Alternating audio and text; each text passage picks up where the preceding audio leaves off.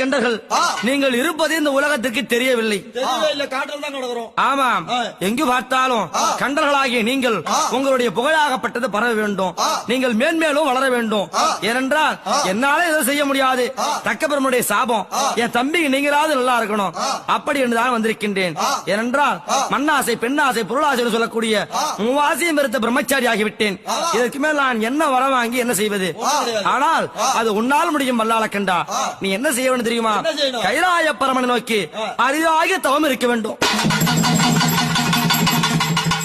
அண்ணன் நல்ல யோசனை தான் சொல்றாரு. அவர் இடத்துல நான் என்ன கேட்க வேண்டும்? அவர் தவத்திற்கு இறங்கி வருவார். எந்த வரம் கேட்டாலும் தருவதாக சத்தியம் செய்து வாங்க வேண்டும். அப்படி சத்தியம் செய்து கொடுத்த உடனே கைலாய பரமன், நீயே எனக்கு மகனாக வந்து பிறக்க வேண்டும். என்னுடைய மகனாக வழங்கக்கூடிய இந்த குழந்தை இங்கே பிறந்த உடனே பழைய அங்க பரமசிவன் இறக்க வேண்டும். அப்படி என்று நீ வரத்தை வாங்க வேண்டும். அப்படி என்று